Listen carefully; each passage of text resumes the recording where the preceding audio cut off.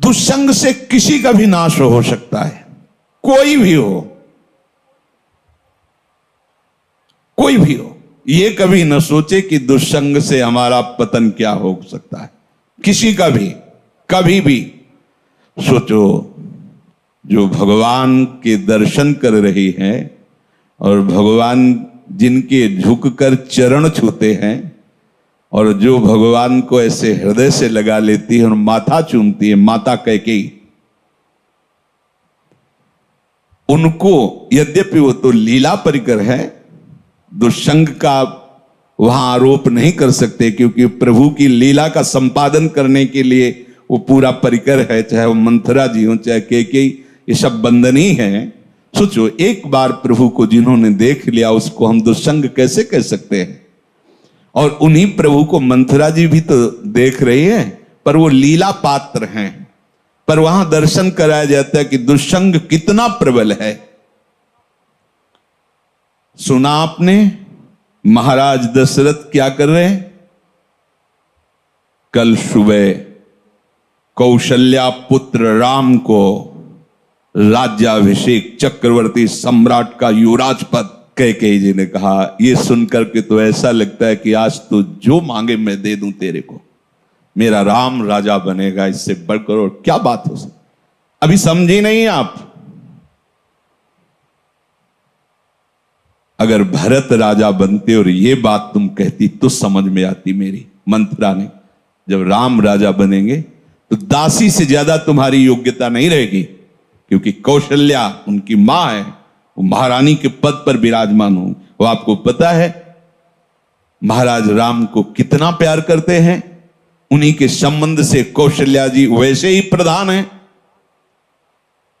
मुझे तो लगता है कि भरत को जेल में रखा जाएगा और आपको दासी बना के रखा जाएगा। उनका घर फोरी, अगर जबान से एक भी शब्द निकला तो तेरी जबान काट देंगी। मोरे राम भरत दो आंखी, जैसे दाई और बाई आंख को भेद करके नहीं वर्णन किया जा सकता, ऐसे तुझे पता है राम और भरत मेरी दोनों आंखें, घर फोड़ी तेरी जबान काट लेंगे अगर बोली। चुप हो गए। फिर बोली, को नृप होए हमें कहानी, चेरी छोड़ी न होई बरानी। कोई भी राजा हो, मुझे क्या, वो तो मैं तुम्हारे हित की बात कहती हूं, मुझे तो दासी ही रहना है। पर ये तुम नहीं जान पा रही हो, तुम बहुत भोली हो। उधर में जाके सब पता लगा के आए हूं क्या षड्यंत्र रचा जा रहा है। ठीक है, तुम जबान काट लोगी, लेकिन मैं बोलने से नहीं रुकूंगी, जो हो रहा है मैं तुम्हें बताऊंगी। देखा इतना प्यार, तो क्या बस बात मेरी मान लो, अगर टल गई ये बात तो फिर जीवन भर पछताओगे। सुबह राज्याभिषेक का समय है, कोप भवन में जाओ। महाराज ने वरदान देने की बात आपको कही थी, आप वरदान मांग लेना, मान लो मेरी बात। चढ़ने लगी बात और उठकर चली गई कोप भवन में। जब महाराज को पता चला, महाराज आए, तुम्हें कोप भवन में आने की क्या आवश्यकता थी? तुम तो केवल सूचना दे देती, क्या मांग है तुम्हारी? ऐसे बलवान थे महाराज दशरथ कि देवराज इंद्र सहायता के लिए बुलाते थे जब असुरों से संग्राम होता, और भगवान के पिता बनने का सौभाग्य मिला। सब बल ऐश्वर्य संपन्न महात्मा थे महाराज दशरथ जी। और उनका केवल आप मीठी मीठी बातें करते रहते, अपने वचनों पर तो दृढ़ नहीं रहते। कैसी बात करो, रघुवंशी और अपने वचन पर दृढ़ ना होना।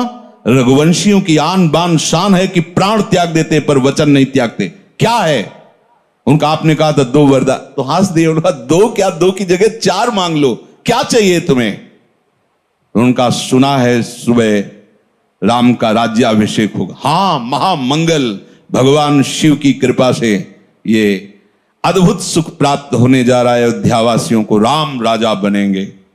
उनका हां, तो यही तो बात मैं कह रही हूं। राम का 14 वर्ष का वनवास और भरत का राज सिंहासन पर आरोह।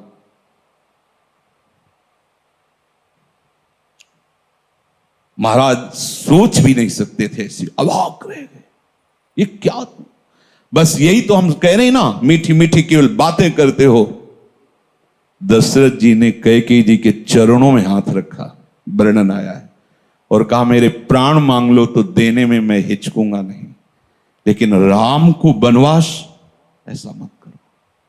सुबह होते ही मैं भरत को बुला करके राजगद्दी दूंगा, आप कहोगी तो मैं राम और कौशल्या के साथ एकदम एकांत हो जाऊंगा, पर मेरे राम को वनवास। बस हम यही तो कह रहे थे कि मीठी मीठी केवल बातें। आप एक तरह से मूर्छित हो गए महाराज।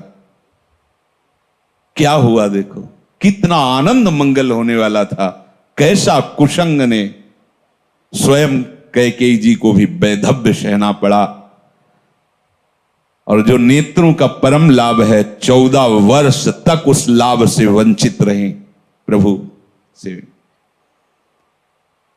दुष्संग हरि गुरु से ऐसे क्षण में अलग कर सकता है। बहुत जैसे सत्संग में सामर्थ्य है कि लौ मात्र का सत्संग स्वर्ग और भोग मोक्ष आदि का त्यागी बना सकता है, तो ऐसे कुसंग भी कम नहीं है। अगर वो सही कुसंग मिल जाए तो परम पद से भी भ्रष्ट करने का वो मार्ग रच सकता है। इसलिए कह रहे कि दुस्संगः सर्वथैव त्याज्यः। किसे हम समझे कि दुस्संग होने जा रहा है, तो शास्त्र कहता है यद्य सद्भिः पथि पुनः शिष्णोदर कृतोद्यमैः आस्थितो रमते जंतुस्तमो विशति पूर्ववत् सत्यम शौचम दया मौनम बुद्धि श्रीर्हीर्यशः क्षमा समो दमो भगश्चेति यत्संगाद्याति संक्षयम ते स्वशान्तेषु मूढ़ेषु खंडितात्म स्वसाधुषु संगम न कुर्याच्छोच्चेषु योषित क्रीड़ा मृगेषु च। जो केवल रसेंद्री के स्वाद में और जनेंद्री के भोग में है, उसका कभी भी संग नहीं करना चाहिए। शिष्णोदर कृत्योद्यमई, जिसका सारा का सारा उद्यम केवल 2 इंद्रियों के पोषण में है, अच्छा अच्छा खाने को मिले और भोगने को मिले, सबसे बड़ा कुसंग। ये भगवद वाणी।